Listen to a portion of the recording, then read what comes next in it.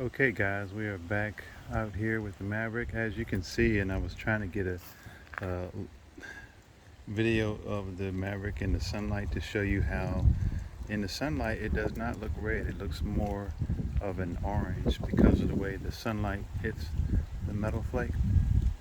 But it is very windy out today. We planned some mods for today and we're still going to do that, but we'll have to edit the video in a way so that you guys can hear exactly what's going on.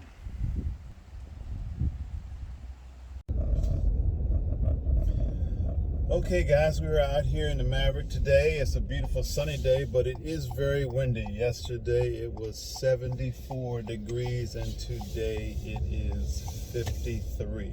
So in case you flunked math, that's a 21 degree difference than yesterday. So we have some mods planned for today. We're going to do those in just a bit, but just wanted to give you kind of an update as to how the Maverick rides, what are my first impressions, because we really basically picked it up from the dealership, got into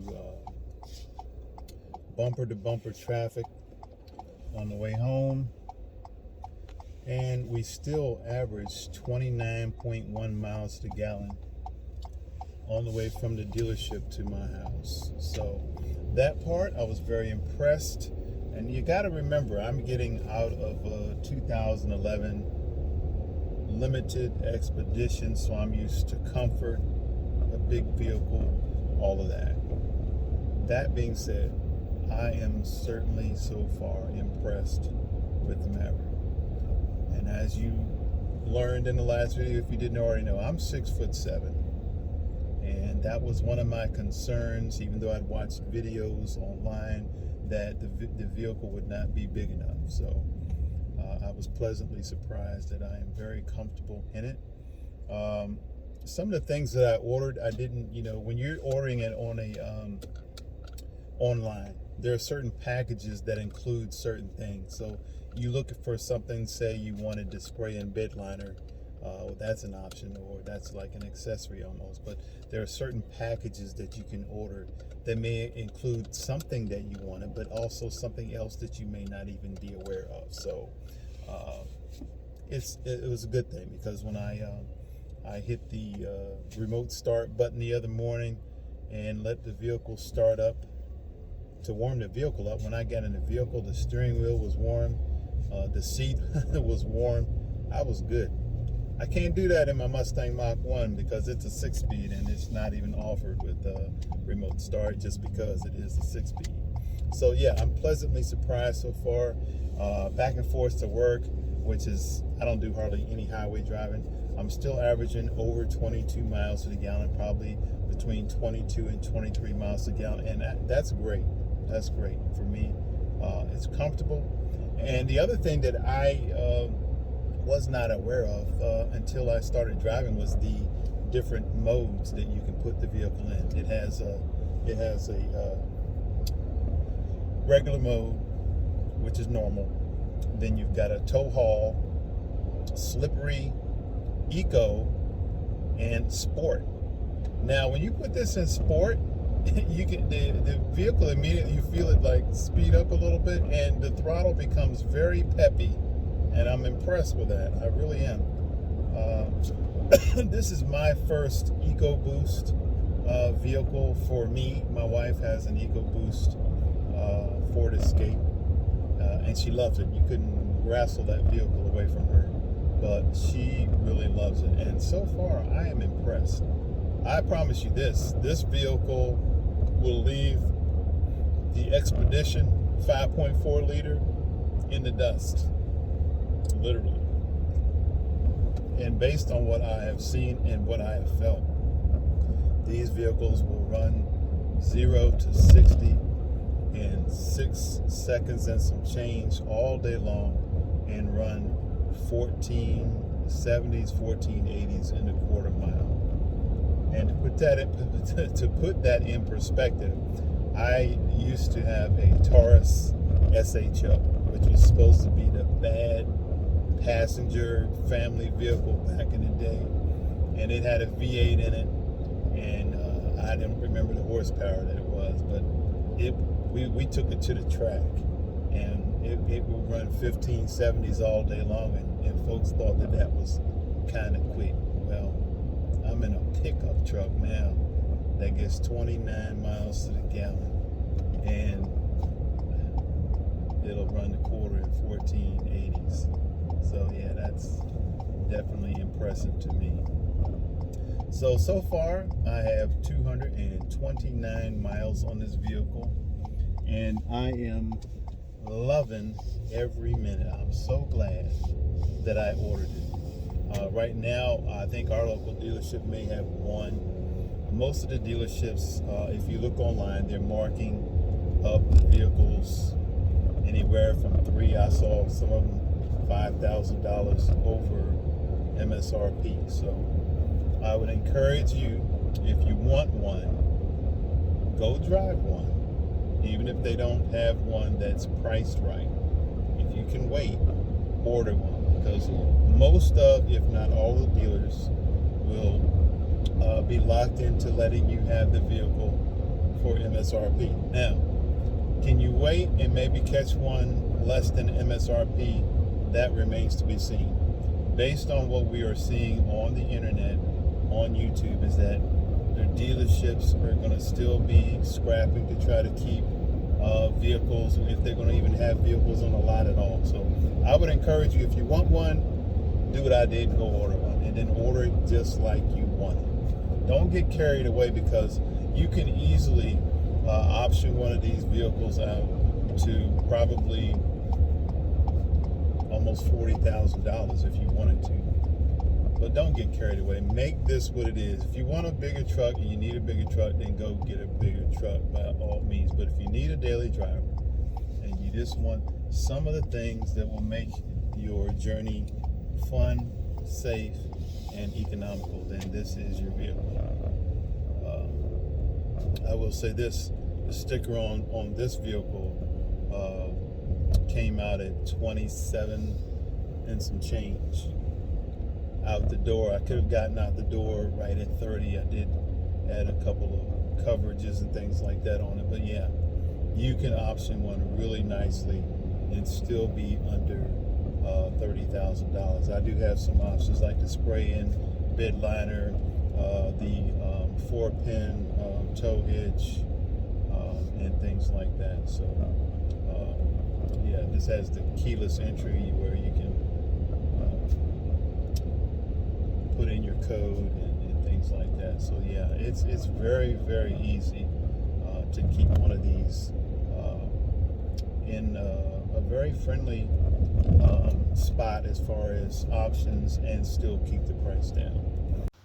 I want to apologize to you guys because it is very windy out today, but we did buy one more item that we were able to get through the dealership. I initially ordered it from another Ford dealership across the country. They said it was on back order, but if you go to the your Ford site, specifically even if you bought a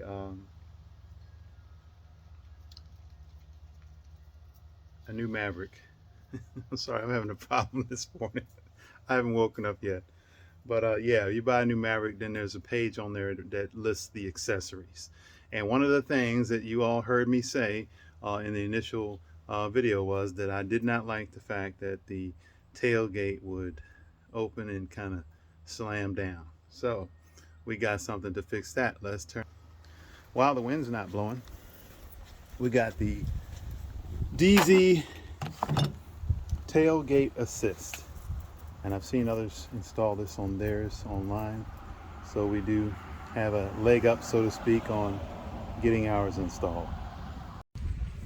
Okay, so the first thing we're going to do is remove the clip from this. We'll move all the stuff into the bed so we don't drop anything.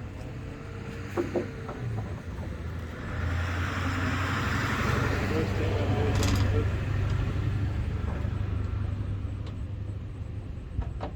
this, okay, now that's out of the way.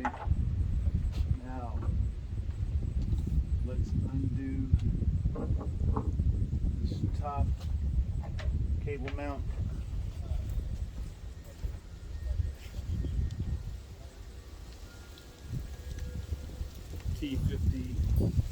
T50 torques.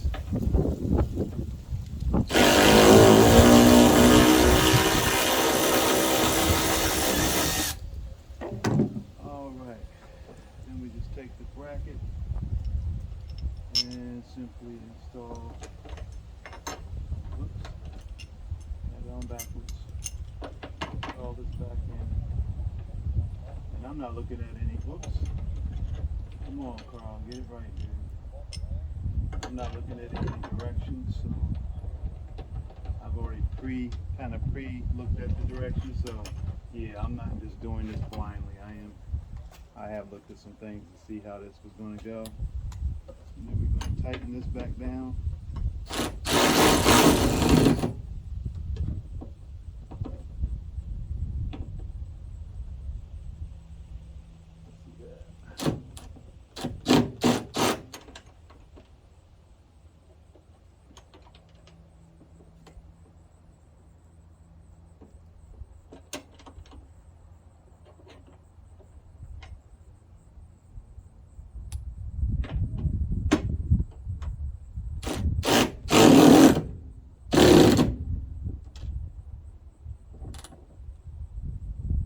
Alright, that is good and tight. Now, this bottom mount is the one that's supposed to be tricky. What we're going to do is slide this little doodad in the little hole on the side. I think I'm going to turn the camera around so you guys can see that.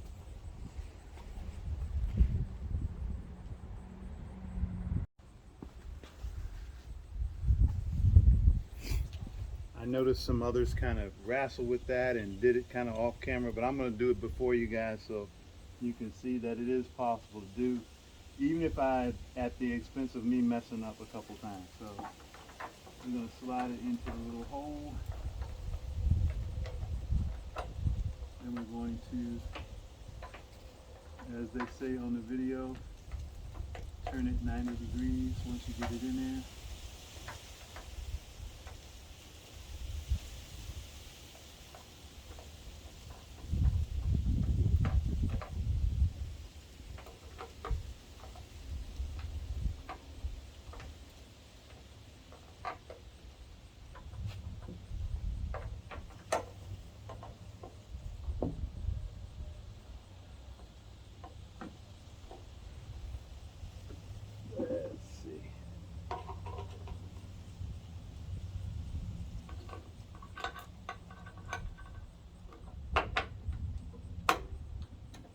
And it is a little wrestling match, but we're going to get it.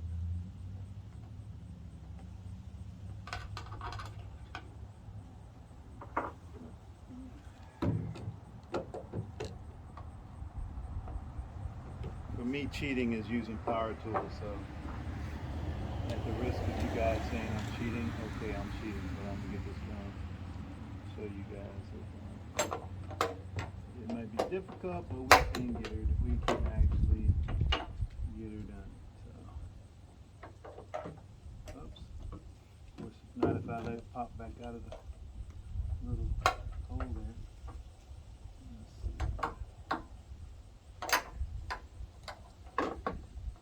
So we're going to do this in actual time. So everybody that fast forward their video through this part and say, well, I know you didn't want to see me wrestle with it. Well, I'm going to let you see me wrestle with it for a minute. So we can see exactly how much time the average guy is going to spend doing this. Alright, let's see if we can.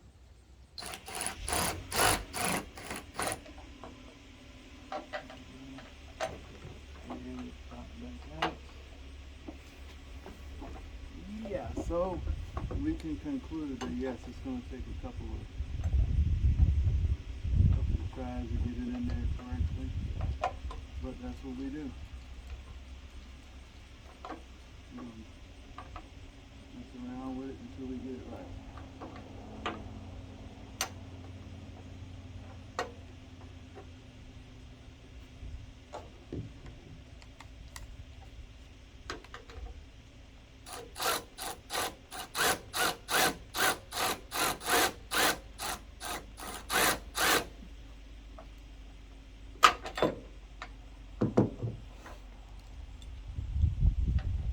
just as advertised, this is a pain in the tail to get it to pull back out against this doodad.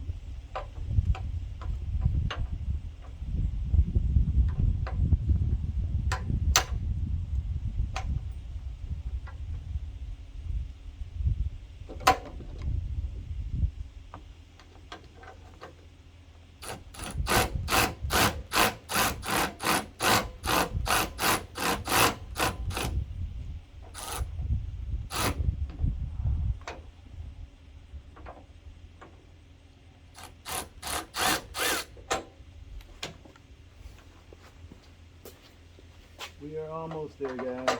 Hang in there with me. It's hard to get a little tension behind that thing and still get it to.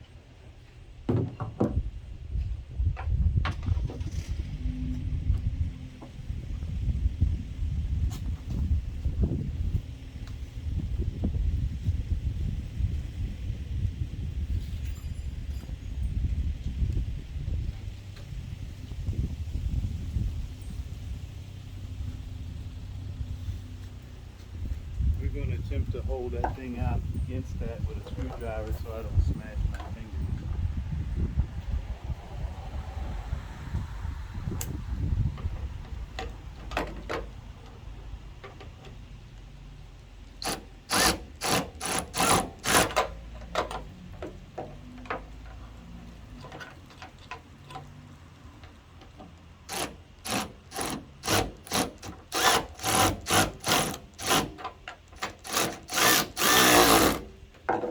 There we go.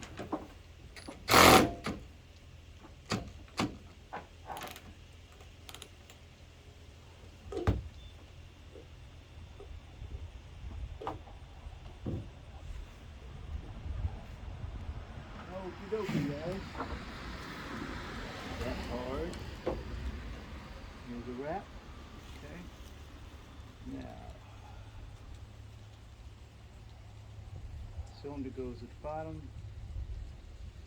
I'm sorry, the rod goes at the bottom, the cylinder goes at the top. Pop that in.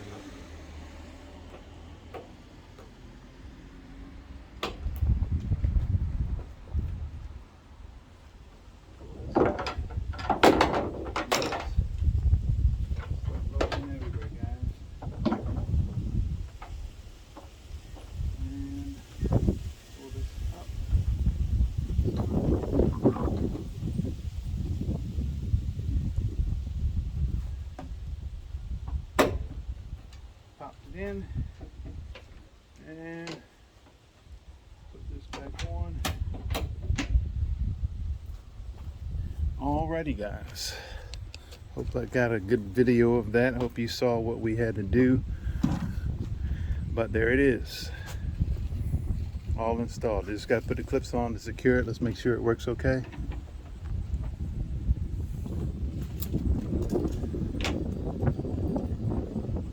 And there you have it. Good as good, good as gold.